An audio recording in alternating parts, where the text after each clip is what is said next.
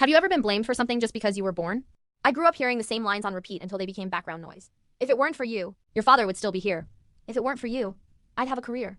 If it weren't for you, I'd be happy. She didn't shout them once and forget. She said them like scripture, casually, like facts. By the time I was 6, I was apologizing for existing. I'd say, "I'm sorry I'm alive, Mommy," because that's what she taught me. My existence was the problem. She used every little thing as proof. Rent late? You're why I can't get ahead. Tired after work. All because of you. Bad mood? I was the punching bag. She never hit me. Her weapon was her mouth. And God, the words cut deeper than any bruise. School wasn't an escape. Parent-teacher conferences became public humiliation. I remember in 7th grade when my English teacher told my mom I was improving. My mom laughed right in front of her and said, "She won't keep it up. She's lazy like her father." I wanted to melt into the carpet. Humiliation followed me into classrooms, into hallways, everywhere. Home life meant being reminded to know my place. Ask for new shoes. Oh, Princess wants shoes now. Should I sell my kidney for that too?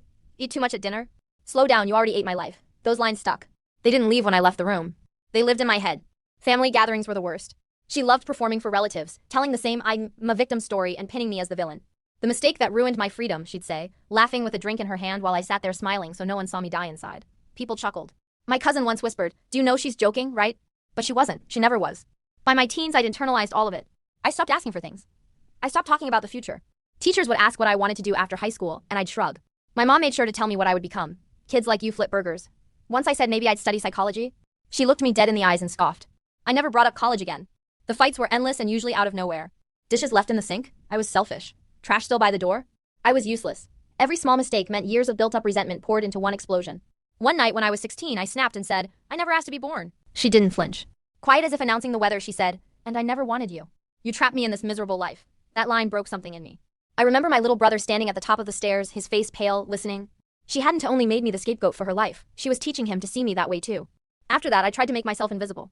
I worked part-time jobs to buy my own clothes and school supplies. I cooked dinner most nights, did laundry, helped my brother with homework. All to prove I wasn't the lazy burden she described. Meanwhile, she'd be on the phone in the next room telling her friends I was ungrateful. I'd literally be cleaning while she talked trash about me.